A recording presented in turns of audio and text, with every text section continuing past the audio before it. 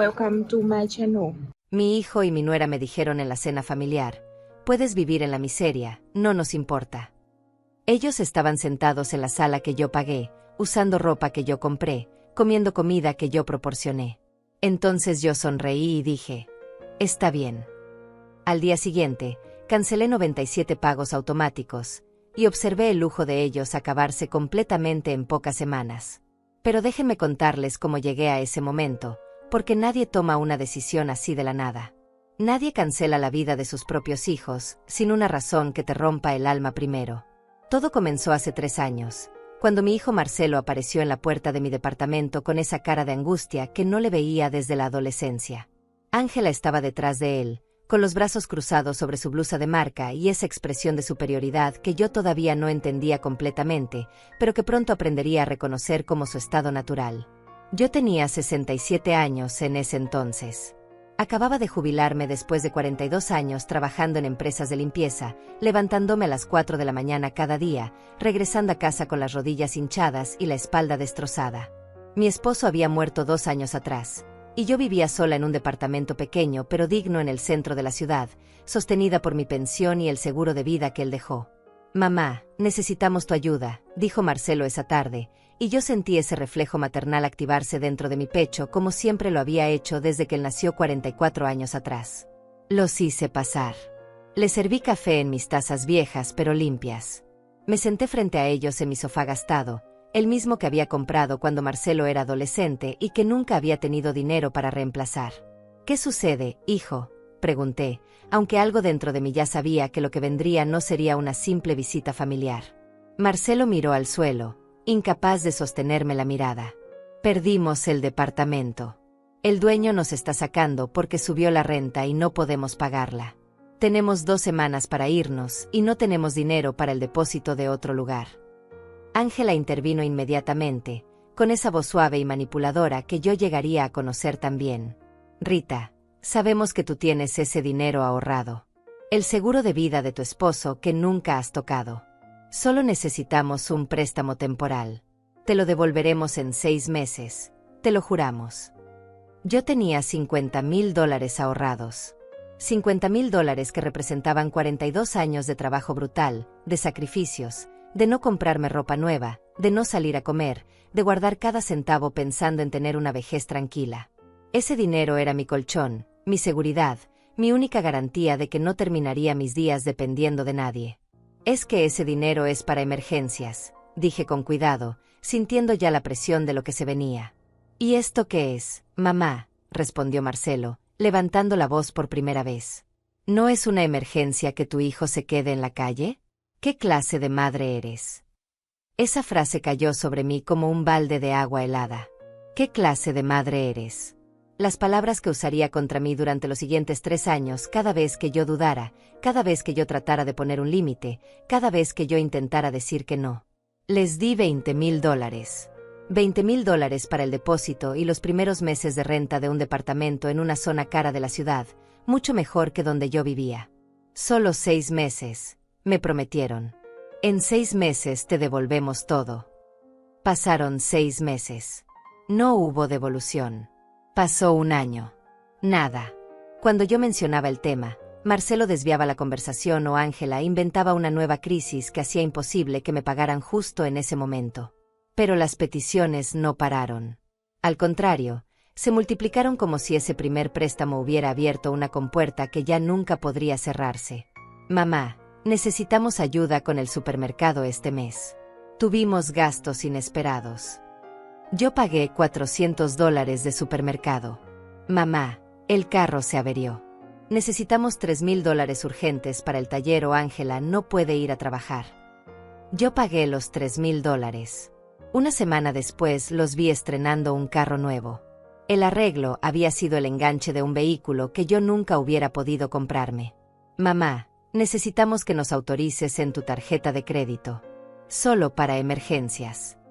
Y así fue como mi tarjeta con límite de $8,000 se convirtió en su fondo personal para restaurantes de lujo, ropa de diseñador, salidas nocturnas y caprichos que yo jamás podría permitirme. Cada mes, yo recibía el estado de cuenta y veía cargos en lugares que ni siquiera conocía. Tiendas departamentales caras. Restaurantes donde una cena costaba lo que yo gastaba en comida durante una semana completa. Salones de belleza donde Ángela se hacía las uñas, el cabello, tratamientos faciales. Yo tuve que volver a trabajar. A mis 68 años, con las rodillas destrozadas y la espalda que me dolía cada mañana al levantarme, conseguí un empleo de medio tiempo en una tienda de abarrotes. 8 horas diarias de pie en una caja registradora, cobrando a clientes que a veces eran más jóvenes que mi propio hijo, solo para poder pagar el mínimo de mi tarjeta de crédito y cubrir mis propios gastos básicos. Mientras yo trabajaba para pagar sus lujos, ellos vivían como reyes. Y lo peor de todo no era el dinero. Lo peor era la invisibilidad.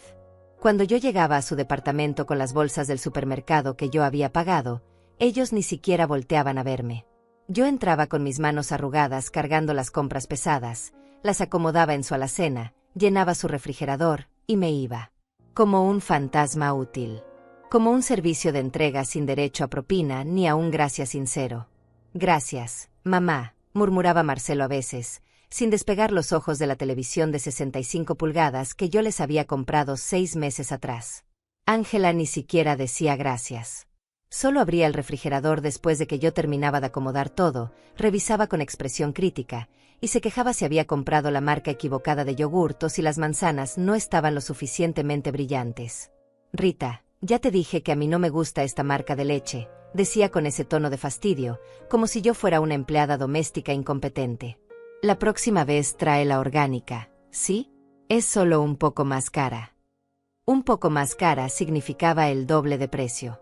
Pero yo asentía, anotaba mentalmente, y la próxima semana compraba la leche orgánica que ella quería, aunque yo en mi casa tomaba la más barata del supermercado porque no me alcanzaba para más. Mi vida se había convertido en una rueda interminable. Trabajaba en la tienda de abarrotes de lunes a sábado, 8 horas diarias. Los domingos iba al supermercado a hacer las compras de ellos, luego las llevaba a su departamento, las acomodaba, limpiaba un poco su cocina porque siempre estaba sucia, y regresaba a mi pequeño departamento tan agotada que apenas podía prepararme algo de cenar antes de derrumbarme en la cama. Mis amigas notaron el cambio. Marta, mi mejor amiga desde hace 30 años, me lo dijo claramente una tarde cuando nos encontramos en el parque donde solíamos caminar juntas. Rita, te ves agotada, me dijo, tomándome del brazo con preocupación genuina. ¿Qué está pasando? ¿Por qué volviste a trabajar? Pensé que con tu pensión y el seguro de tu esposo podías vivir tranquila. Yo intenté sonreír, pero fue una sonrisa cansada que no engañó a nadie. Estoy ayudando a Marcelo. Tuvieron algunos problemas y yo solo quiero asegurarme de que estén bien. Marta me miró con esos ojos que veían demasiado. ¿Y tú? ¿Quién se asegura de que tú estés bien? No supe qué responderle, porque la verdad era que nadie se aseguraba de que yo estuviera bien. Ni siquiera yo misma. Había pasado tanto tiempo siendo la que resolvía problemas, la que rescataba, la que sacrificaba, que ya ni siquiera sabía cómo pedir ayuda o cómo decir que no. Estoy bien, Marta. De verdad, mentí, porque era más fácil mentir que admitir que me estaba desmoronando lentamente. Ella no insistió ese día, pero vi la preocupación en su rostro. Una preocupación que yo ignoré porque tenía que seguir adelante, porque mi hijo me necesitaba, porque eso era lo que hacían las buenas madres. Los meses siguieron pasando y las peticiones siguieron llegando, cada una más grande que la anterior. Mamá, necesitamos muebles nuevos para la sala. Los que tenemos ya están muy viejos. Yo pagué $5,000 en muebles de sala que jamás podría usar porque iban directo al departamento de ellos. Muebles de cuero genuino, una mesa de centro de vidrio templado, lámparas de diseño. Mientras tanto, yo seguía sentándome en mi sofá de 15 años con los resortes vencidos. Mamá, Ángela necesita ropa nueva para su trabajo. Tiene que verse profesional.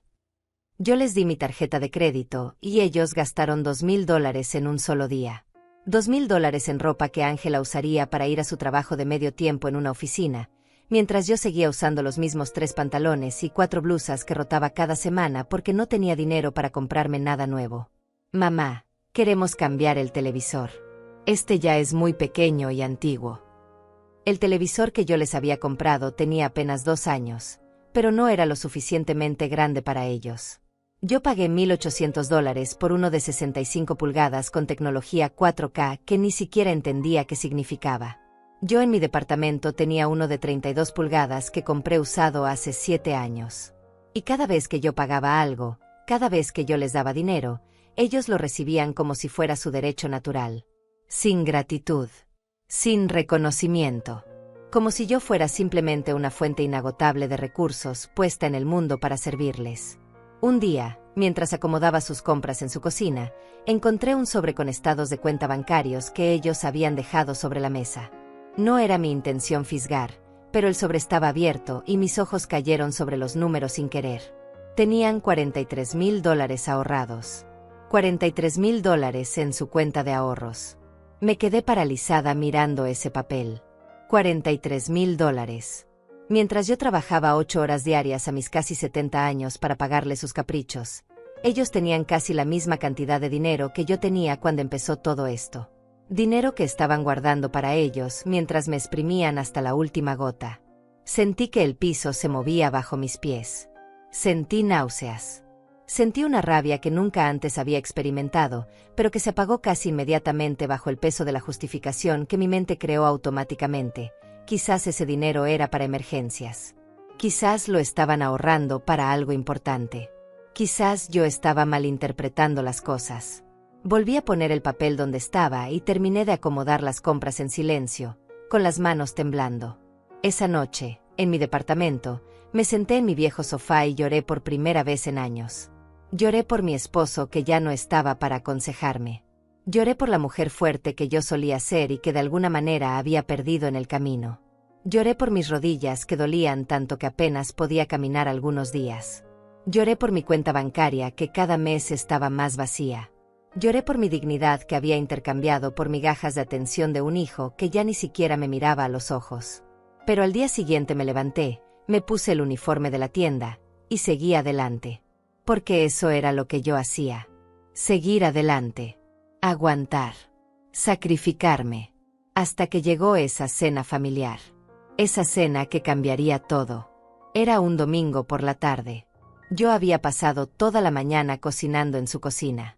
Había preparado pozole, el plato favorito de Marcelo desde que era niño. Había hecho tortillas a mano. Había preparado arroz, frijoles, ensalada y un flan de postre que me tomó 2 horas hacer. Ellos llegaron tarde, como siempre. Yo ya tenía todo servido en la mesa, esperando. Cuando finalmente aparecieron, ni siquiera se disculparon por la tardanza. «Huele bien», dijo Marcelo, sentándose sin siquiera saludarme con un beso en la mejilla. Ángela revisó su teléfono mientras se sentaba, escribiendo mensajes a alguien, completamente ajena a mi presencia. Comimos en silencio. Bueno, ellos comieron mientras yo los observaba, sintiendo un vacío en el estómago que no tenía nada que ver con el hambre. «El pozole está un poco salado», comentó Ángela sin levantar la vista de su plato. Yo no respondí. Solo seguí observando cómo devoraban la comida que yo había preparado con mis manos cansadas, sentados en las sillas que yo compré, bajo la luz de la lámpara que yo pagué, en el departamento cuya renta yo estaba cubriendo desde hacía 6 meses porque ellos me habían dicho que temporalmente tenían problemas de flujo de efectivo. Fue cuando estaba sirviendo el postre que Ángela decidió que era el momento perfecto para destrozarme. Dejó caer su tenedor contra el plato con un ruido metálico que resonó en toda la habitación. Marcelo levantó la vista apenas un segundo de su teléfono, intercambiaron esa mirada cómplice que yo ya conocía, y supe que algo malo venía. «Rita», dijo Ángela con ese tono que usaba cuando quería sonar razonable, pero en realidad estaba preparando un ataque.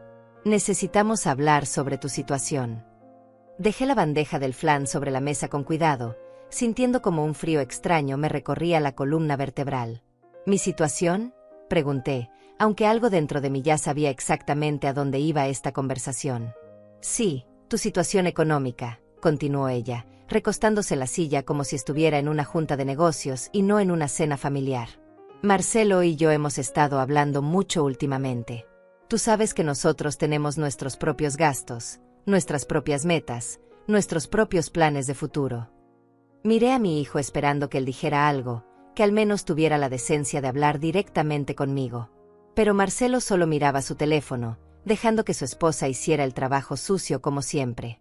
«Entiendo», dije con voz tranquila, porque había aprendido que cuando más calmada me mostraba, más se revelaban ellos. Ángela se inclinó hacia adelante, con esas uñas perfectamente arregladas que yo pagaba cada 15 días brillando bajo la luz. Lo que queremos decir es que ya no podemos seguir dependiendo de ti para todo. Es hora de que cada quien tome responsabilidad de su propia vida. Las palabras flotaron en el aire con una ironía tan brutal que casi me hizo reír. Ellos, que dependían de mi dinero para absolutamente todo, me estaban diciendo que cada quien debía tomar responsabilidad de su propia vida. Dependiendo de mí, repetí lentamente, sintiendo algo oscuro despertar dentro de mi pecho. Sí, mamá, intervino finalmente Marcelo, aunque seguía sin mirarme a los ojos. Lo que Ángela trata de decir es que tú ya tienes 70 años. Ya viviste tu vida. Ya hiciste todo lo que tenías que hacer. Ahora nosotros necesitamos enfocarnos en construir nuestro futuro, en hacer crecer nuestro patrimonio, en vivir nuestras propias experiencias. Construir su futuro. Hacer crecer su patrimonio. Con mi dinero. Con mi trabajo. Con mis sacrificios. Pero claro, en su versión de la realidad, ellos eran completamente independientes y yo era la que dependía de ellos. No quiero ser una carga para ustedes, dije, y lo decía completamente en serio. Nunca había querido serlo. No es que seas una carga exactamente, dijo Ángela con esa falsa dulzura que usaba cuando quería sonar compasiva. Es solo que nosotros tenemos que pensar en nosotros primero. Tú ya tuviste tu oportunidad de vivir, de disfrutar. Ahora es nuestro turno. Yo ya tuve mi oportunidad. Como si mis 70 años hubieran sido una fiesta continua de diversión y no 4 décadas de trabajo brutal, de rodillas destrozadas, de levantarme a las 4 de la mañana, de limpiar la suciedad de otras personas para que mi hijo pudiera tener una vida mejor que la mía. Además, continuó Ángela, ahora con un tono más frío, más calculador, nosotros hemos estado pensando en viajar. Queremos conocer Europa el próximo año. Queremos renovar completamente el departamento. Queremos cambiar el carro por uno más nuevo. Y para eso necesitamos concentrar nuestros recursos. Sus recursos. Los recursos que salían directamente de mi cuenta bancaria cada mes. Entiendo que quieran viajar, dije con cuidado, eligiendo cada palabra. Es algo hermoso conocer el mundo. Exacto, dijo Ángela, como si yo finalmente estuviera entendiendo el punto. Por eso necesitamos que entiendas que de ahora en adelante, nosotros vamos a priorizar nuestras necesidades. Tú vas a tener que arreglártelas con tu pensión. Ya es hora de que seas independiente. Que yo fuera independiente. Yo, que había sido independiente toda mi vida hasta que ellos aparecieron con sus crisis fabricadas y sus manos extendidas. Yo, que estaba trabajando a mis 70 años para mantener el estilo de vida de ellos mientras me decían que necesitaba aprender a valerme por mí misma. Marcelo finalmente dejó su teléfono y me miró directamente por primera vez en toda la cena. Mamá, no te ofendas. No estamos diciendo que no te queremos. Solo estamos siendo realistas. Tú tienes tu pensión, tienes tu departamento. No es como si te fueras a morir de hambre. No me iba a morir de hambre. Esa era su vara de medir. Mientras yo no muriera de hambre, todo estaba bien. No importaba que yo trabajara hasta el agotamiento. No importaba que mis ahorros de toda una vida se hubieran evaporado sosteniéndolos. No importaba que yo ya no pudiera comprarme ropa nueva o salir a comer con mis amigas o hacerme un tratamiento para el dolor de mis rodillas. Mientras no muriera de hambre, ellos podían seguir exprimiéndome con la conciencia tranquila. No me ofendo, dije con una calma que me sorprendió a mí misma. Solo quiero entender bien. Me están diciendo que ya no necesitan mi ayuda. Ángela y Marcelo intercambiaron otra mirada. Una mirada que decía claramente que yo era demasiado tonta para entender lo obvio. No es que no necesitemos tu ayuda, dijo Ángela con paciencia exagerada, como si le estuviera explicando matemáticas básicas a una niña. Es que no podemos seguir preocupándonos por ti. Cada uno tiene que ver por sí mismo. Si tú decides vivir con menos, si decides vivir de forma más modesta, eso es tu decisión. Más modesta, repetí. Yo, que ya vivía en lo mínimo mientras ellos nadaban en lujos pagados con mi dinero. Sí, continuó ella, ahora con un tono más duro. Mira, Rita, seamos completamente honestas por una vez. Nosotros tenemos 30 años menos que tú. Tenemos toda una vida por delante. No podemos cargar con la responsabilidad de cuidarte en tu vejez. Eso no es justo para nosotros. Cuidarme en mi vejez. Como si yo les hubiera pedido que me cuidaran. Como si yo no hubiera pasado los últimos 3 años cuidándolos a ellos de todas las formas posibles mientras ellos tomaban y tomaban sin dar nada a cambio excepto desprecio. Yo nunca les he pedido que me cuiden, dije, sintiendo que mi voz se quebraba ligeramente por primera vez. Pero lo esperas, respondió Ángela de inmediato. Lo esperas porque eres de esa generación que cree que los hijos tienen que sacrificarse por los padres.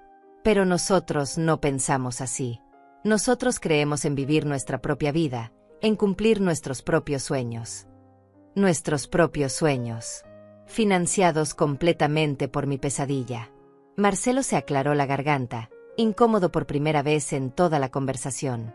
Lo que mamá trata de decir, mamá, es que, bueno, si tú decides vivir con menos, si decides vivir incluso la miseria, eso es tu decisión. A nosotros no nos importa. Nosotros tenemos que pensar en nosotros primero. Así funcionan las cosas en el mundo real. Puedes vivir en la miseria. No nos importa. Ahí estaban. Las palabras que cambiarían todo. Las palabras que llevaba años esperando escuchar sin saber que las estaba esperando. La confirmación final de lo que yo ya sabía en el fondo pero me negaba a aceptar. Para ellos, yo no era su madre. Era un recurso. Un cajero automático. Una fuente de dinero que había dejado de ser conveniente. Miré alrededor de la habitación. La sala que yo pagué. Los muebles que yo compré. La ropa que ellos llevaban puesta y que salió de mi tarjeta de crédito. La comida que ellos acababan de devorar y que yo cociné con ingredientes que yo pagué. El departamento entero cuya renta yo estaba cubriendo. Y ellos, sentados ahí con sus estómagos llenos y sus conciencias vacías, me decían que podía vivir en la miseria y que no les importaba. Algo se rompió dentro de mí en ese momento. No fue un quiebre dramático. No hubo gritos, ni llanto, ni platos estrellados contra la pared. Fue algo mucho más profundo y silencioso.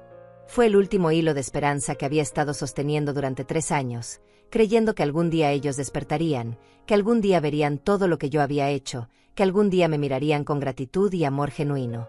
Ese hilo se rompió. Y con él se rompió también el miedo. El miedo a decir que no. El miedo a decepcionarlos. El miedo a ser una mala madre. Todo ese miedo que había usado contra mí misma durante tanto tiempo simplemente desapareció, reemplazado por una claridad fría y absoluta. Sonreí. Fue una sonrisa pequeña, tranquila, casi pacífica. El tipo de sonrisa que aparece cuando finalmente entiendes algo que debiste haber entendido hace mucho tiempo. Está bien, dije con una voz tan suave que Ángela tuvo que inclinarse hacia adelante para escucharme. Tienen toda la razón. Ustedes necesitan pensar en ustedes primero. Es lo más sensato. Vi la sorpresa cruzar por el rostro de Ángela durante una fracción de segundo. Claramente había esperado lágrimas, súplicas, tal vez una escena dramática donde yo les rogara que reconsideraran. Pero no le iba a dar ese placer. No esta vez. No nunca más. Oh, dijo ella, recuperando rápidamente su compostura. Me alegra que por fin lo entiendas, Rita. Es mucho más maduro de tu parte. Así todos podemos seguir adelante sin resentimientos ni culpas. Sin resentimientos ni culpas. Como si la culpa hubiera sido mía todo este tiempo. Como si yo hubiera sido la egoísta. Me levanté de la mesa despacio, recogiendo los platos del postre con movimientos calmados y deliberados. Déjenme lavar esto antes de irme, dije con la misma voz suave. No te preocupes, mamá, dijo Marcelo, volviendo a mirar su teléfono. Ya lo hacemos nosotros después. Pero yo sabía que no lo harían. Los platos se quedarían ahí hasta el día siguiente, cuando yo regresara como siempre a limpiar su desastre. Excepto que esta vez, no habría un día siguiente. Esta vez, algo había cambiado para siempre.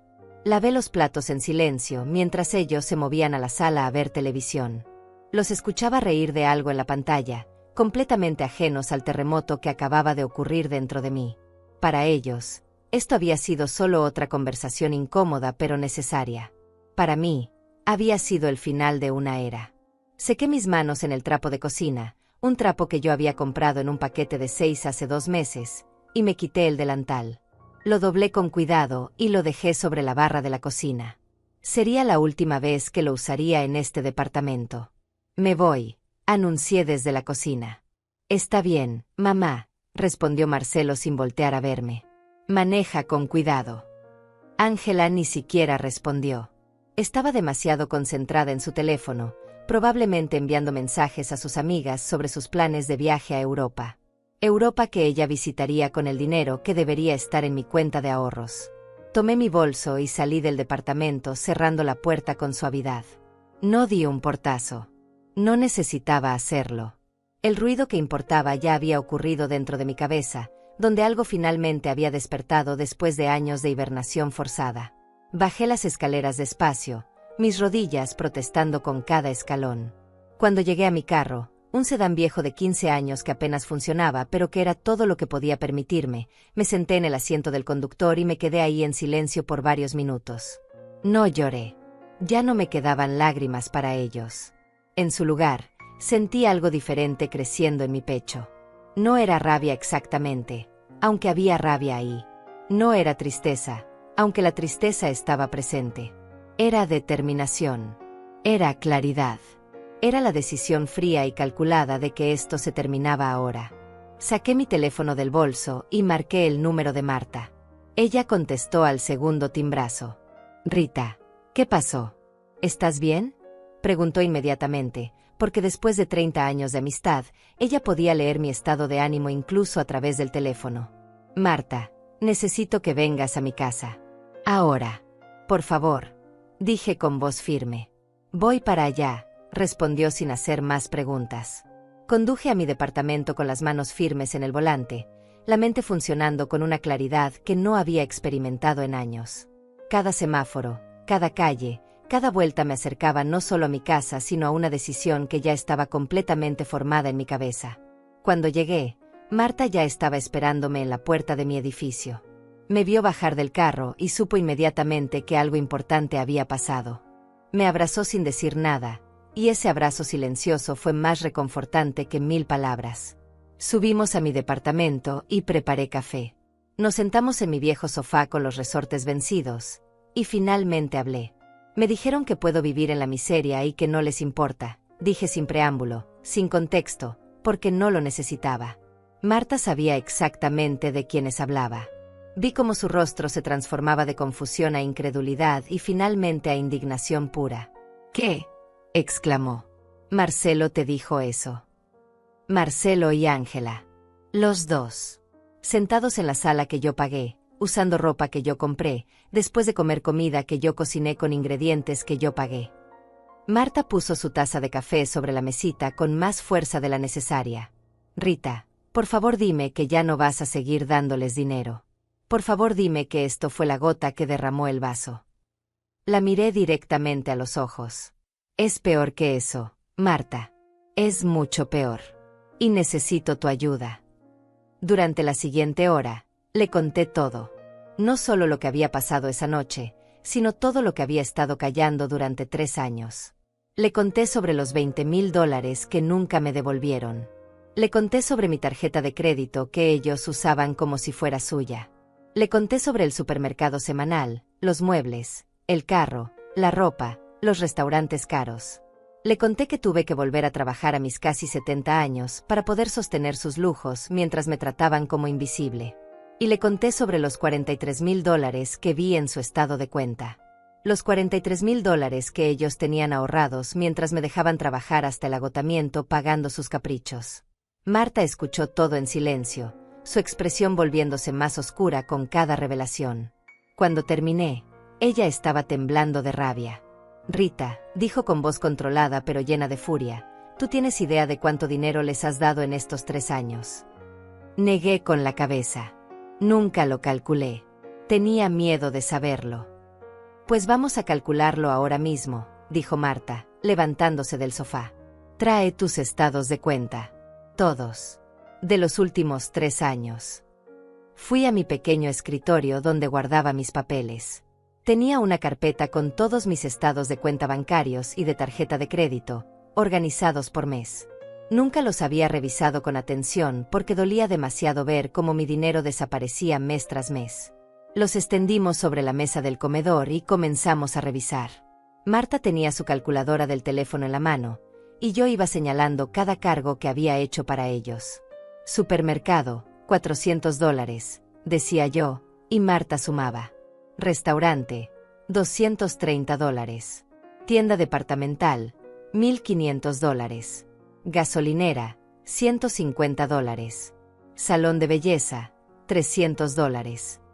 Seguimos así durante casi 2 horas, revisando cada mes, cada cargo, cada transferencia que yo había hecho.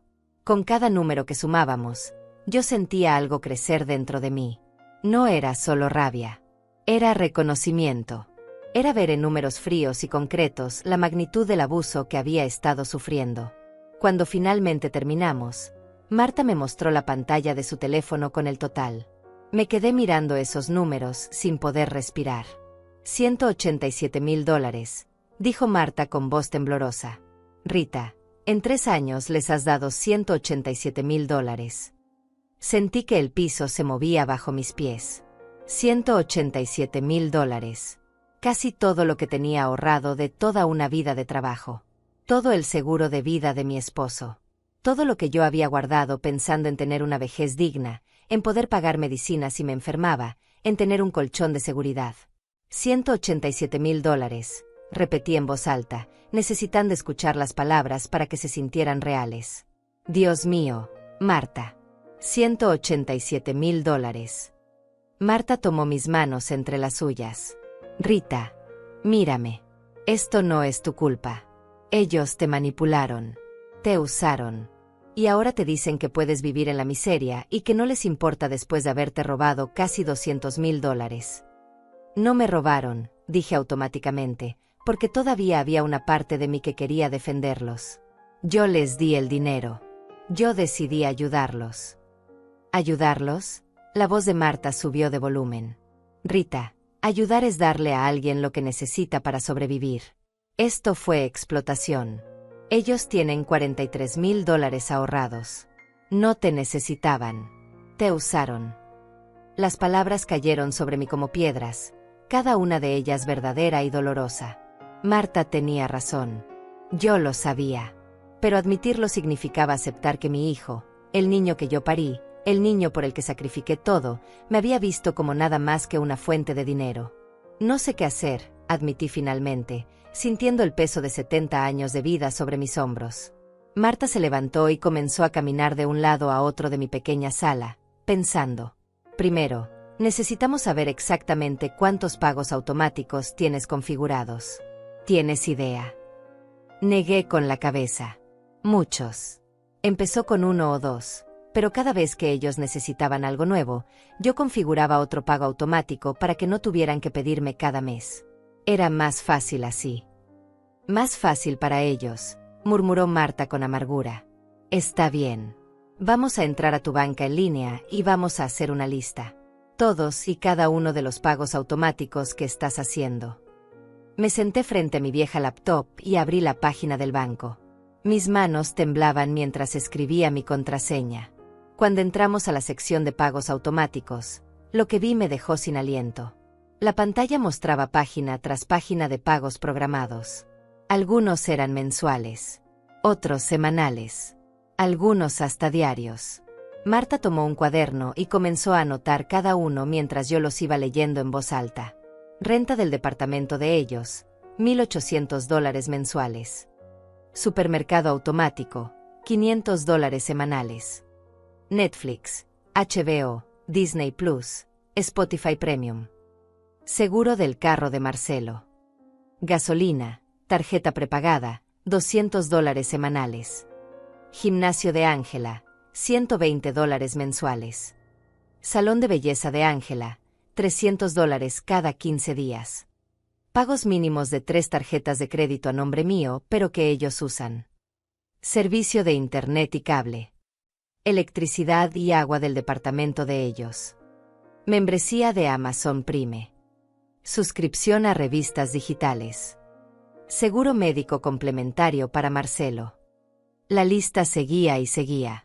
Con cada pago que yo nombraba, Marta hacía una marca en el cuaderno, su expresión volviéndose más sombría.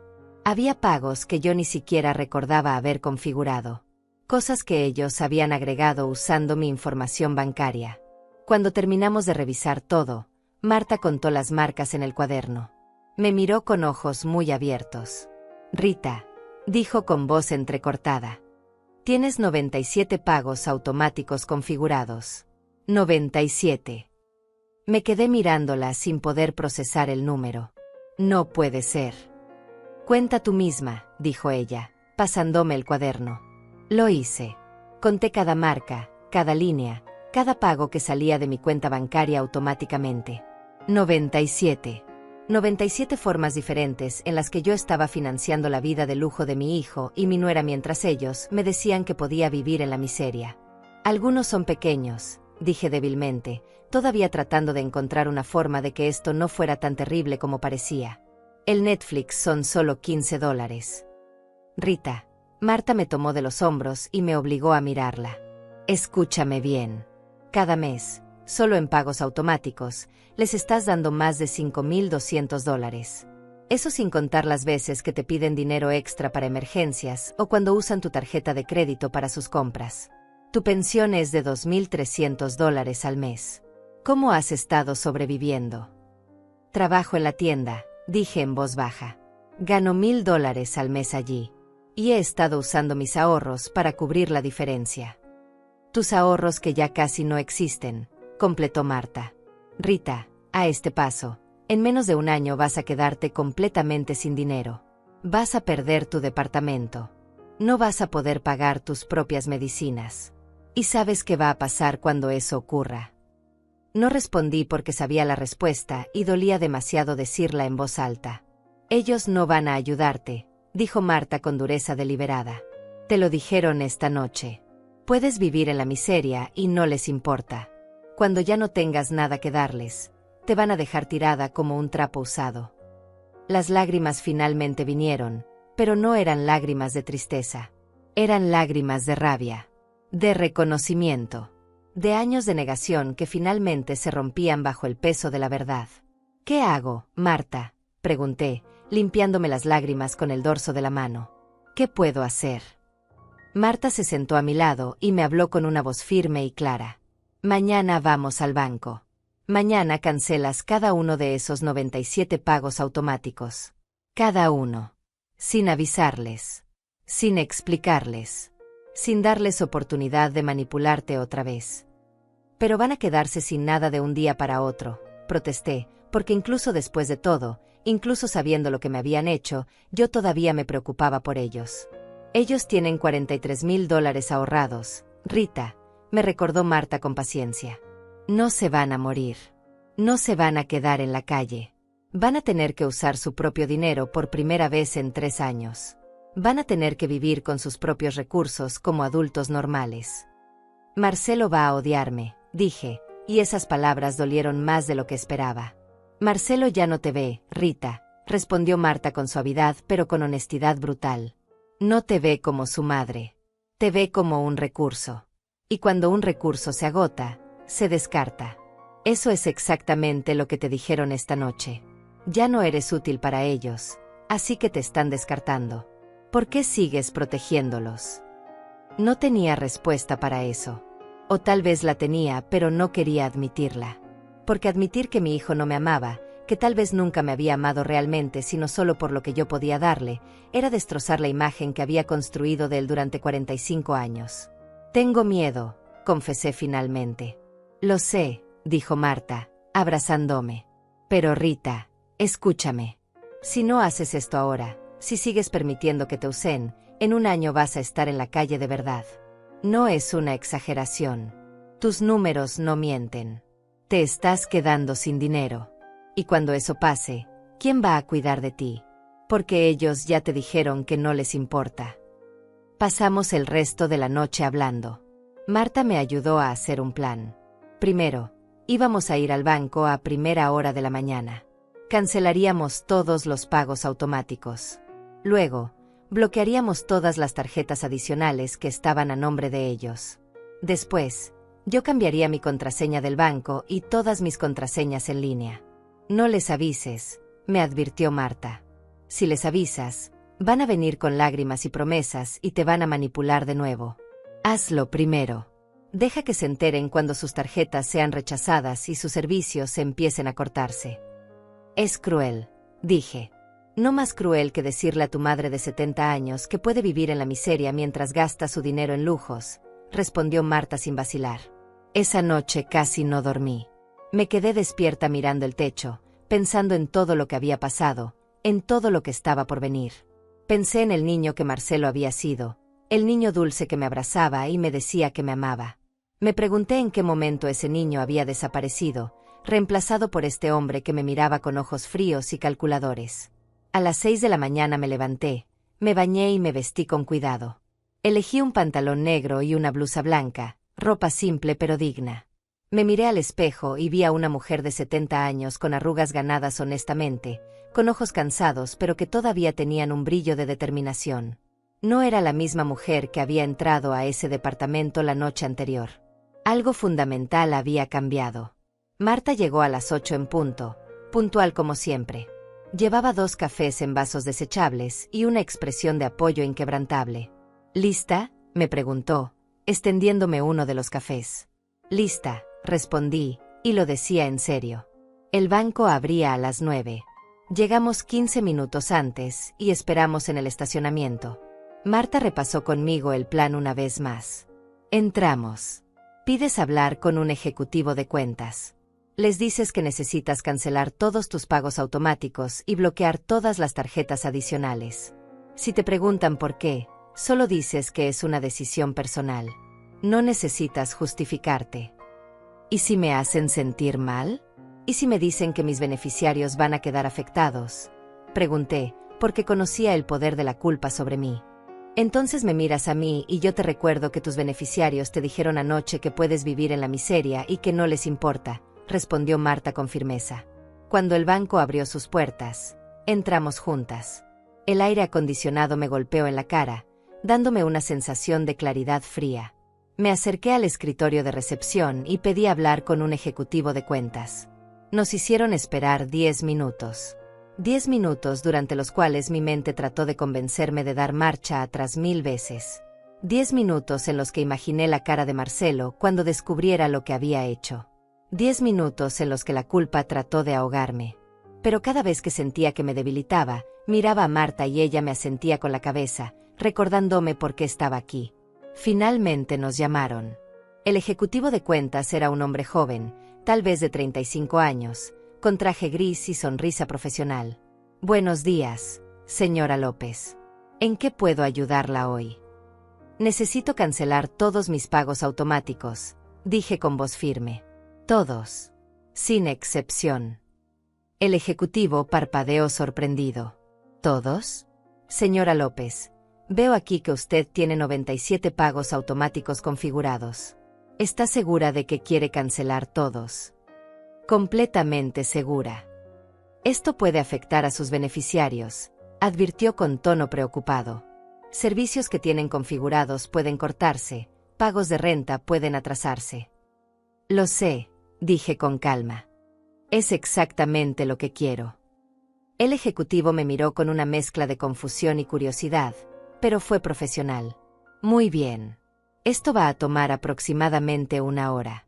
¿Desea esperar o prefiere regresar más tarde? Esperamos, respondió Marta por mí. El proceso fue largo y tedioso. El ejecutivo tuvo que cancelar cada pago manualmente, uno por uno. Con cada cancelación, yo sentía algo liberarse dentro de mi pecho. Era como desatar 97 nudos que me habían estado asfixiando durante años. Renta del departamento, cancelada. Supermercado automático, cancelado. Servicios de streaming, cancelados. Seguro del carro, cancelado. Gimnasio, cancelado. Salón de belleza, cancelado. Uno tras otro, todos los hilos que me ataban a sostener la vida de lujo de mi hijo y mi nuera se cortaban con un clic del mouse del ejecutivo. También necesito bloquear todas las tarjetas adicionales vinculadas a mi cuenta, dije cuando terminó con los pagos automáticos. El ejecutivo revisó su pantalla. Tiene 3 tarjetas adicionales activas. Las 3. Más clics. Más liberación. Algo más, señora López. Sí. Necesito cambiar toda mi información de acceso. Contraseñas, preguntas de seguridad, todo. Y necesito que nadie más que yo pueda hacer cambios en mi cuenta. Ni beneficiarios, ni autorizados, nadie. El ejecutivo asintió y procedió a hacer los cambios. Cuando terminó, me entregó una carpeta con toda la documentación. Listo, señora López. Todos sus pagos automáticos han sido cancelados. Todas las tarjetas adicionales han sido bloqueadas. Su información de acceso ha sido actualizada. ¿Hay algo más en lo que pueda ayudarla? No, dije, sintiendo un peso gigantesco salir de mis hombros. Eso es todo. Gracias. Salimos del banco y me detuve en el estacionamiento, respirando profundamente. El aire de la mañana se sentía diferente. Más limpio. Más ligero. ¿Cómo te sientes?, preguntó Marta. Aterrada, admití. Pero también, libre. Por primera vez en 3 años, me siento libre. Marta me abrazó fuerte. Esto es solo el comienzo, Rita. Ahora viene la parte difícil. Tenía razón. La parte difícil era esperar. Esperar a que ellos se dieran cuenta. Esperar a que empezaran a recibir avisos de pagos rechazados. Esperar a que su mundo perfecto comenzara a desmoronarse. No tuve que esperar mucho. 2 días después, mi teléfono comenzó a sonar. Era Marcelo. Dejé que fuera al buzón de voz. Llamó 3 veces más. Luego Ángela empezó a llamar.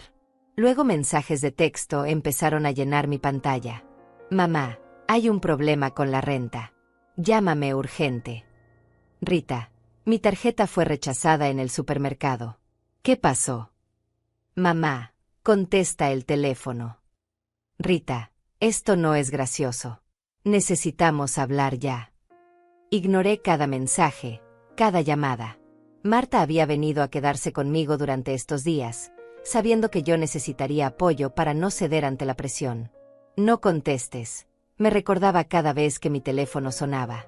Deja que sientan lo que es ser ignorados, lo que es necesitar ayuda y que nadie responda. Al tercer día, Marcelo apareció en mi departamento. Tocó la puerta con tanta fuerza que pensé que la iba a tirar. Yo estaba dentro con Marta, esperando exactamente esto. Mamá, sé que estás ahí. Abre la puerta, gritaba desde el pasillo. Marta me miró. ¿Quieres que me quede o prefieres enfrentarlo sola? Quédate. Dije, por favor. Abrí la puerta. Marcelo estaba desaliñado, con ojeras profundas y una expresión de furia que nunca le había visto antes. ¿Qué diablos hiciste?, exigió, empujando la puerta para entrar sin esperar invitación. Hola, Marcelo, dije con calma. Qué sorpresa verte por aquí. No juegues conmigo, mamá. Cancelaste todos los pagos. Todas las tarjetas están bloqueadas. Te volviste loca. Me senté en mi sofá con tranquilidad deliberada. Marta se quedó de pie cerca de mí, una presencia silenciosa pero protectora. No me volví loca, dije con voz suave. Solo tomé tu consejo. ¿Mi consejo? ¿De qué demonios estás hablando? El consejo que tú y Ángela me dieron hace 3 días. Que cada quien tiene que ver por sí mismo. Que ustedes necesitan pensar en ustedes primero. Decidí que tenías razón. Yo también necesito pensar en mí primero. Vi cómo la realización cruzaba por su rostro. Eso fue solo una conversación. No queríamos decir que cancelara los pagos, lo interrumpí. Pero Marcelo, tú me dijiste que si yo decidía vivir en la miseria, no les importaba. Que ustedes tenían que cuidar de ustedes primero. Solo estoy siguiendo tu filosofía de vida. Su cara se puso roja. Mamá, no puedes hacer esto. Tenemos obligaciones. La renta vence en 2 días y el dueño ya nos mandó aviso. Las tarjetas están siendo rechazadas en todos lados. Nos cortaron el internet. Ángela no puede pagar su gimnasio. Ustedes tienen $43,000 ahorrados, dije con calma. Pueden usar ese dinero. La sorpresa en su rostro fue genuina. ¿Cómo sabes eso? Vi su estado de cuenta hace 2 meses. Cuando fui a llevarles el supermercado que yo pagaba y ustedes tenían el sobre en la mesa. Marcelo se quedó en silencio por un momento, procesando. Ese dinero es para nuestro futuro. Para emergencias. Y esto es una emergencia, ¿no? Respondí con la misma calma. La renta que no pueden pagar. El supermercado que necesitan comprar. Todas esas cosas que según tú eran tan importantes. Pues ahora pueden usar su propio dinero para pagarlas. Marcelo comenzó a caminar de un lado a otro de mi pequeña sala, pasándose las manos por el cabello con frustración. Mamá, no entiendes. Ese dinero lo hemos estado ahorrando para comprar una casa. Para nuestro futuro. No podemos gastarlo en cosas del día a día. Las palabras cayeron sobre mí como ácido. Ellos habían estado ahorrando para su futuro mientras gastaban mi dinero, el dinero que yo necesitaba para mi vejez, en sus caprichos diarios. Habían estado construyendo su patrimonio sobre las ruinas del mío. Interesante, dije con voz peligrosamente suave. Ustedes pueden ahorrar para su futuro mientras gastan mi dinero. Pero yo no puedo guardar nada para el mío. Es así como funciona. No es lo mismo, protestó él. Nosotros somos jóvenes. Tenemos que construir algo. Tú ya viviste tu vida. Yo ya viví mi vida, repetí, sintiendo algo oscuro y poderoso crecer dentro de mí. Los $187,000 que les di en los últimos 3 años, esos eran parte de mi vida ya vivida. Marcelo se quedó congelado. $187,000. $187,000, confirmé. Marta y yo revisamos cada estado de cuenta, cada transferencia, cada pago. Eso es lo que me han costado ustedes en 3 años. Casi todo lo que tenía ahorrado de 42 años de trabajo. Vi cómo su rostro palidecía. Por un momento, pensé que tal vez, solo tal vez, esto le haría ver la magnitud de lo que habían hecho. Pensé que tal vez sentiría vergüenza, arrepentimiento, algo humano. Pero entonces su expresión cambió. La sorpresa se transformó en defensiva, y la defensiva en ataque. Nosotros nunca te pedimos tanto, dijo con voz acusadora. Tú nos lo ofreciste. Tú insististe en ayudarnos. No puedes culparnos por aceptar lo que tú voluntariamente nos diste.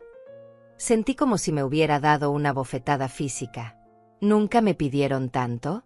Marcelo, cada semana era algo nuevo. Cada mes una nueva emergencia.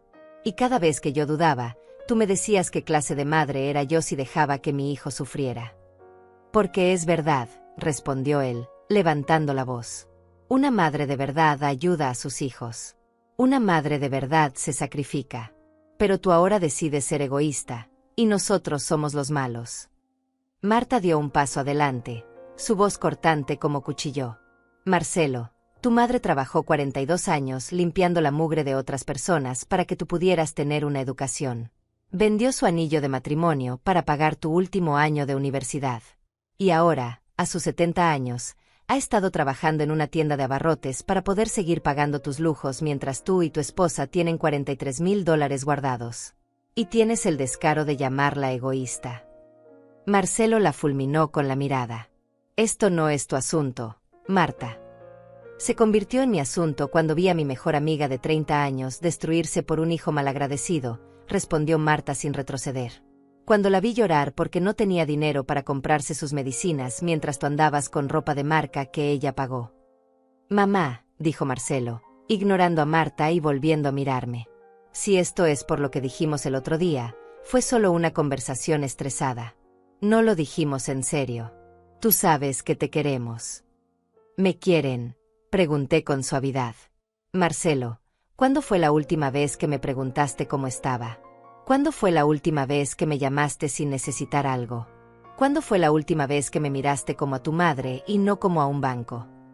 Él abrió la boca, pero no salió ninguna respuesta. Te voy a decir cuándo, continué, sintiendo años de dolor salir finalmente a la superficie. Nunca. En 3 años. Nunca me has preguntado si estoy cansada. Si me duelen las rodillas. Si puedo permitirme comprar mi propia comida. Ni una sola vez. Porque asumimos que estabas bien, dijo débilmente. No asumieron nada, lo corregí. Simplemente no les importaba. Mientras yo siguiera siendo útil, mientras siguiera habiendo dinero, yo era invisible. Y cuando finalmente les dije que estaba cansada, ¿qué me dijeron? Que podía vivir en la miseria y que no les importaba. Marcelo se dejó caer en mi sofá, su furia transformándose en algo que parecía desesperación. Mamá, por favor. No podemos perder el departamento. Ángela está muy estresada. Ya está buscando apartamentos más baratos, pero necesitamos tiempo. Solo reactiva los pagos por un mes más. Te lo suplico. Y ahí estaba. La manipulación que conocía tan bien. Las súplicas. La culpa. La promesa implícita de que esta vez sería diferente, que esta vez sería solo un mes más, que esta vez realmente apreciarían lo que yo hacía. Hace 3 días, esas palabras hubieran funcionado. Hace 3 días, yo hubiera cedido, hubiera vuelto al banco, hubiera reactivado todo porque la culpa me hubiera comido viva. Pero esa mujer ya no existía. No, dije con firmeza. Marcelo levantó la cabeza bruscamente. ¿Qué? No. No voy a reactivar ningún pago. No voy a seguir financiando su vida. Tienen $43,000. Tienen 2 empleos. Son adultos. Es hora de que actúen como tales. ¿Y se supone que debemos usar nuestros ahorros?, preguntó con incredulidad. Los ahorros que nos costó años juntar. Años juntar mientras gastaban mi dinero, señalé. Sí, Marcelo. Usen su dinero. Su propio dinero. El concepto no debería ser tan difícil de entender. Se levantó del sofá, su expresión endureciéndose. Está bien. Ya veo cómo son las cosas. Cuando necesitabas ayuda criándome, cuando papá murió y necesitabas apoyo emocional, ahí estuvimos. Pero ahora que nosotros necesitamos algo, nos das la espalda. La manipulación era tan obvia que casi me hizo reír. Marcelo, cuando tu padre murió, tú viniste al funeral, te quedaste 2 horas, y no volví a saber de ti durante 3 meses. No me llamaste para ver cómo estaba. No preguntaste si necesitaba ayuda. Apareciste 3 meses después pidiendo dinero para el enganche de un carro nuevo. Vi cómo su cara se ponía roja, sabiendo que había dado en el blanco. Y en cuanto a criarte, continué, sintiendo décadas de palabras guardadas salir finalmente. Yo te crié sola después de que tu padre murió. Trabajé 2 empleos. Me rompí la espalda. Sacrifiqué mi juventud, mi salud, mis sueños. Todo para que tú tuvieras oportunidades que yo nunca tuve. Y ahora me dices que tú me ayudaste a mí. ¿En qué exactamente me ayudaste, Marcelo? ¿En qué? No tenía respuesta. Solo silencio pesado y acusador. Esto es por Marta, ¿verdad?, dijo finalmente, buscando a alguien más a quien culpar. Ella te metió estas ideas en la cabeza. Ella te está envenenando contra tu propia familia. Marta es la única que se ha preocupado por mí en años, respondí. La única que notó que estaba agotada. La única que me preguntó si estaba bien. La única que me ayudó a ver que lo que ustedes estaban haciendo era abuso. ¿Abuso? Marcelo casi gritó la palabra. Ahora somos abusadores porque aceptamos la ayuda que tú nos ofreciste. No fueron los $200,000 lo que fue abuso, dije con voz temblorosa pero firme. Fue la falta de gratitud. Fue la invisibilidad. Fue tratarme como un servicio y no como un ser humano. Fue mirarme a los ojos y decirme que podía vivir en la miseria y que no les importaba después de todo lo que di. Marcelo tomó su teléfono del bolsillo y comenzó a escribir furiosamente. Voy a llamar a Ángela. Ella necesita escuchar esto.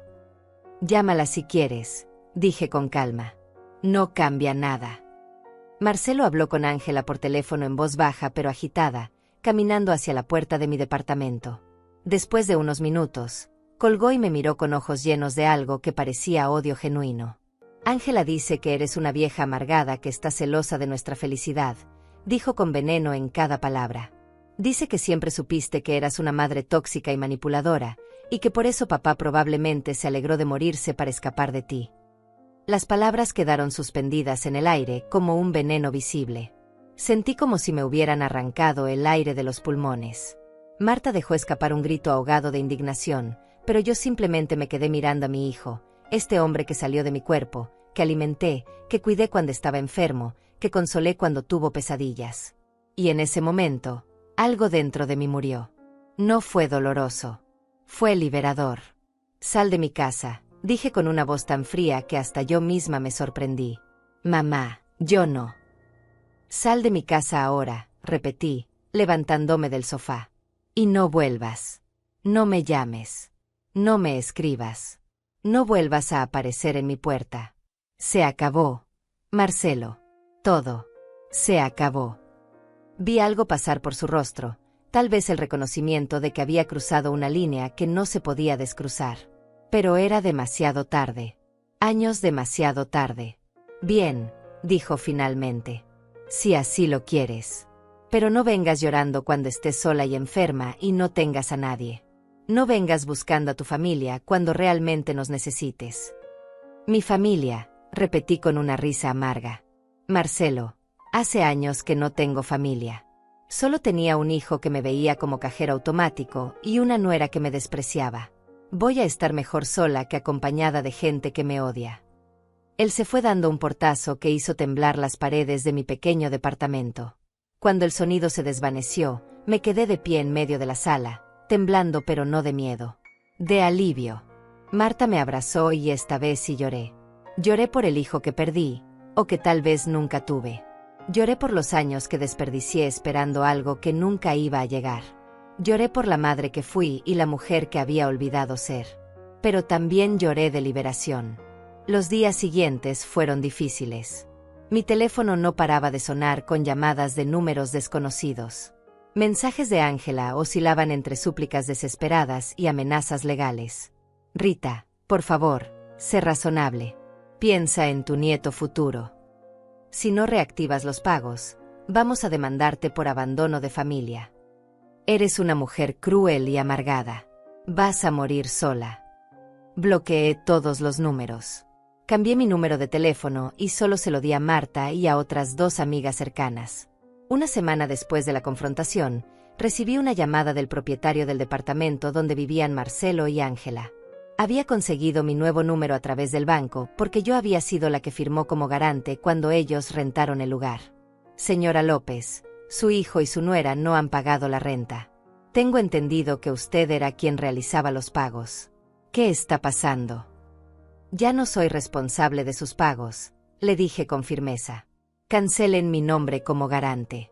Ellos son adultos y deben responder por sus propias deudas. Pero usted firmó un contrato. Revise ese contrato, lo interrumpí. Hay una cláusula que me permite retirarme como garante con 30 días de aviso. Les di ese aviso hace 2 semanas por escrito. Tengo la copia con sello de recibido. Era mentira. No había enviado ningún aviso. Pero el propietario no lo sabía, y mi tono no dejaba espacio para dudas. Colgó sin decir más. Marta me había ayudado a investigar mis derechos legales. Resulta que como ellos eran adultos independientes, yo no tenía ninguna obligación legal de mantenerlos. Las tarjetas adicionales estaban a mi nombre, así que yo tenía todo el derecho de cancelarlas. Los pagos automáticos eran voluntarios y podía detenerlos cuando quisiera. Legalmente, yo estaba completamente protegida. Emocionalmente, estaba empezando a sanar. 2 semanas después, me enteré por una conocida mutua que Marcelo y Ángela habían tenido que mudarse a un apartamento mucho más pequeño y económico. Habían vendido el carro nuevo y comprado uno usado. Ángela había renunciado a su gimnasio de lujo y Marcelo había dejado de comer en restaurantes caros. Estaban viviendo como personas normales, con un presupuesto normal, pagando sus propias cuentas con su propio dinero. La vida que yo les había facilitado había desaparecido completamente en cuestión de semanas, exactamente como yo sabía que pasaría cuando cancelé esos 97 pagos. Y yo no sentí ni una pizca de culpa. En lugar de trabajar 8 horas en la tienda de abarrotes, reduje mis horas a medio tiempo. Con el dinero que ya no estaba gastando en ellos, podía vivir cómodamente con mi pensión y un trabajo parcial. Por primera vez en 3 años, llegaba a fin de mes con dinero en mi cuenta. Empecé a comprarme cosas para mí. Nada extravagante, pero cosas que necesitaba y que había estado negándome. Ropa nueva. Un colchón mejor para mi cama porque el viejo me lastimaba la espalda.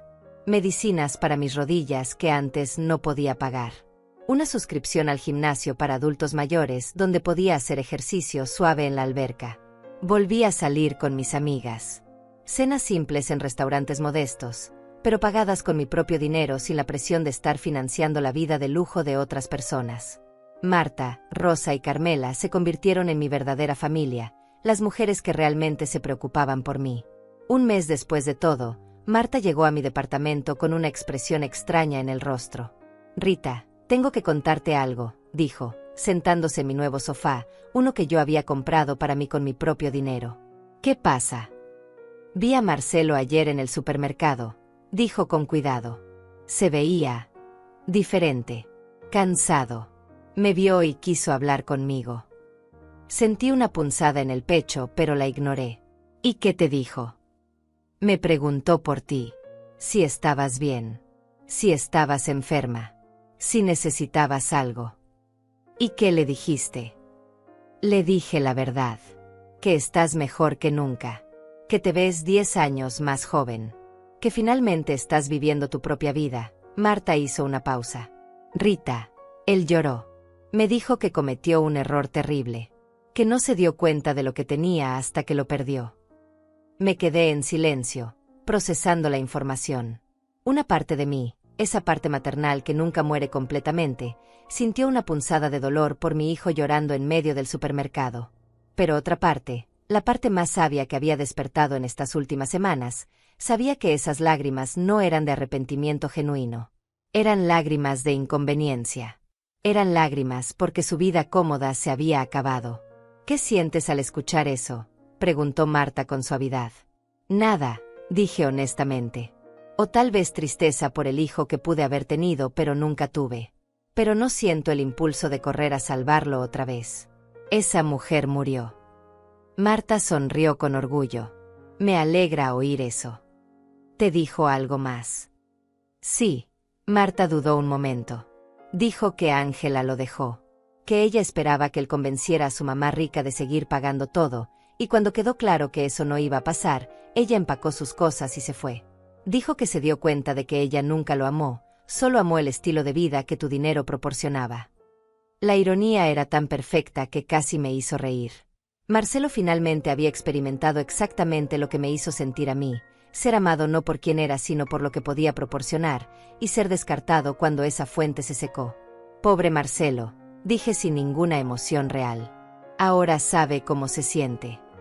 3 días después de esa conversación, Marcelo apareció en mi puerta. Esta vez no tocó con furia. Tocó suavemente, casi tímidamente. Abrí la puerta pero no lo invité a pasar. Se veía terrible. Había perdido peso. Tenía ojeras profundas. Su ropa, aunque limpia, era simple y vieja, nada de las marcas caras que solía usar. «Hola, mamá», dijo con voz ronca. «Hola, Marcelo. Podemos hablar. Creo que ya dijimos todo lo que había que decir.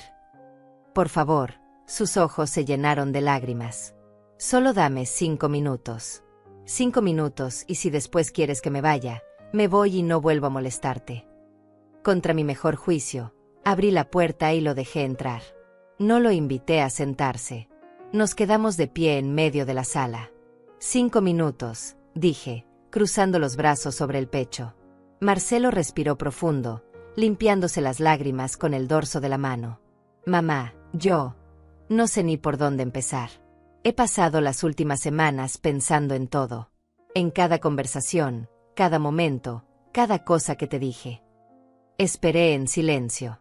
No iba a facilitarle esto. Ángela se fue», continuó con voz quebrada. «Me dejó 2 días después de que tú cancelaste los pagos. Dijo que ella no se había casado conmigo para vivir como pobre, que si yo no podía darle la vida que ella merecía, entonces no tenía caso seguir juntos». «Lo siento», dije automáticamente, aunque no estaba segura de si era verdad. «No lo sientas», dijo él amargamente. «Tenías razón sobre ella. Sobre todo. Yo solo estaba demasiado ciego para verlo. O tal vez no quería verlo porque era más cómodo seguir usando tu dinero que enfrentar la realidad». Guardó silencio por un momento, mirando al suelo. «Tuve que vender el carro. Tuve que mudarme a un apartamento que cuesta $400 al mes. Trabajo horas extra para poder pagar la renta y la comida. ¿Y sabes qué es lo peor, mamá? Que esto es exactamente lo que tú viviste durante años para mantenerme cuando yo era niño. Trabajar hasta el agotamiento solo para sobrevivir. Y yo lo viví por 2 semanas y casi me colapso. Tú lo viviste durante décadas. Las lágrimas corrían libremente por su rostro ahora. No me di cuenta, mamá. No me di cuenta de todo lo que sacrificaste. No me di cuenta de cuánto te estaba lastimando. No me di cuenta hasta que todo se derrumbó y me quedé solo, sin dinero, sin Ángela, sin ti. Y me di cuenta de que lo único real que tenía en mi vida eras tú, y yo te traté como basura. Sentí algo moverse dentro de mi pecho, pero no era el viejo reflejo de correr a consolarlo. Era algo diferente. Era compasión, sí, pero también límites firmes. Marcelo, aprecio que estés aquí. Aprecio que finalmente veas lo que pasó.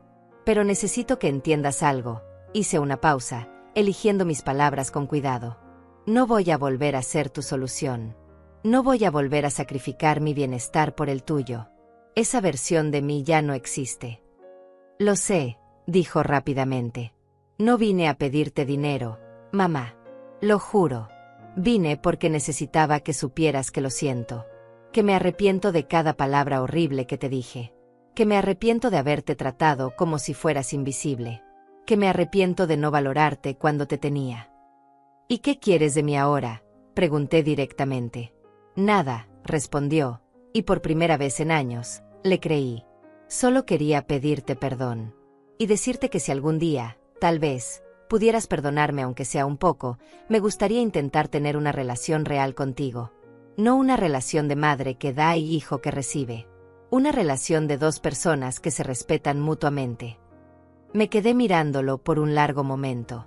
Vi al hombre roto frente a mí, y también vi al niño que solía ser.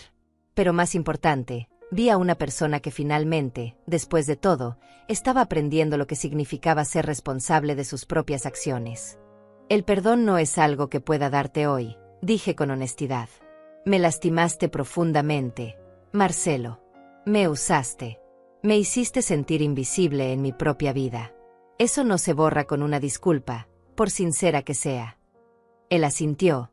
Las lágrimas seguían cayendo. Lo entiendo. Pero, continué, sintiendo las palabras formarse mientras hablaba, estoy dispuesta a considerar la posibilidad de reconstruir algo. No lo que teníamos antes, porque eso estaba roto desde el principio. Pero tal vez algo nuevo. Algo sano. Algo basado en respeto mutuo. Vi esperanza iluminarse en sus ojos. En serio. Pero con condiciones muy claras, dije con firmeza. Nunca más me pedirás dinero. Nunca. Si tienes problemas financieros, los resuelves tú mismo como el adulto que eres. Segundo, nos vemos cuando yo quiera verme, no cuando tú necesites algo. Tercero, si alguna vez vuelvo a sentir que me estás usando o manipulando, desaparezco de tu vida para siempre. Entendido. Entendido, dijo sin dudar. Mamá, yo solo quiero conocerte de verdad. Quiero saber qué te gusta hacer. Quiero escucharte hablar de tu vida. Quiero ser tu hijo de verdad, no tu dependiente. Entonces vamos a ir despacio, dije. Muy despacio. Tal vez un café cada 2 semanas para empezar. Y vemos cómo va. Marcelo se acercó como para abrazarme, pero se detuvo, esperando mi permiso. Lo pensé por un momento y luego asentí. El abrazo fue corto pero genuino. Gracias, mamá, susurró. No te voy a defraudar esta vez. Eso espero, respondí. Por tu bien y por el mío. Cuando se fue, me senté en mi sofá nuevo y me quedé mirando por la ventana. No sabía si Marcelo realmente cambiaría. No sabía si podríamos reconstruir algo real. Pero por primera vez, esa incertidumbre no me aterraba. Porque ahora yo estaba bien, con él o sin él. Los meses siguientes fueron transformadores. Marcelo cumplió su palabra. No me pidió dinero. Nos vimos para café cada 2 semanas, y lentamente, muy lentamente, empezamos a conocernos como personas y no como madre proveedora e hijo necesitado. Él me contaba sobre su trabajo, sus esfuerzos por vivir con un presupuesto limitado, las lecciones que estaba aprendiendo. Yo le contaba sobre mis clases de natación en el gimnasio, mis salidas con mis amigas, los libros que estaba leyendo ahora que tenía tiempo y energía para eso. Era raro. Era incómodo a veces. Pero era real. 6 meses después de aquella cena familiar que cambió todo, yo estaba sentada en un café con Marta, Rosa y Carmela. Habíamos ido al cine, algo que yo no hacía desde hacía años porque nunca tenía dinero. Ahora podía permitirme estos pequeños lujos. «Te ves feliz», comentó Rosa, sonriéndome por encima de su taza de capuchino. «Lo estoy», dije, y era verdad. Mi teléfono vibró con un mensaje. Era Marcelo. «Mamá, ¿te gustaría venir a cenar a mi apartamento el domingo? Voy a cocinar yo. Solo nosotros dos. Sin agenda oculta, solo quiero que pruebes mi pasta». Miré el mensaje y sonreí. Sin agenda oculta. Esas palabras hubieran sido imposibles hace 6 meses. «¿Buenas noticias?», preguntó Marta. «Creo que sí», respondí. «Marcelo me invitó a cenar. Dice que va a cocinar él». Mis amigas intercambiaron miradas de preocupación. «¿Está segura de que es buena idea?», preguntó Carmela con cautela. «No», admití honestamente. «Pero creo que vale la pena intentarlo. Y si no funciona, si veo cualquier señal de manipulación, me levanto y me voy.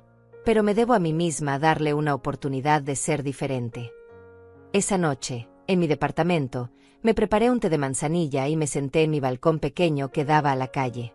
El aire fresco de la noche me acarició el rostro. Pensé en todo lo que había pasado. En la mujer que era hace un año, agotada, invisible, vaciándose para llenar a otros. Y pensé en la mujer que era ahora. Todavía tenía 70 años. Todavía me dolían las rodillas. Todavía tenía arrugas y canas. Pero también tenía algo que no había tenido en años. Paz. Paz de saber que mi valor no dependía de cuánto dinero podía dar. Paz de saber que merecía respeto y dignidad. Paz de saber que estaba bien poner límites, incluso con la gente que amaba. Paz de saber que podía vivir para mí misma sin ser egoísta. Mi teléfono vibró de nuevo.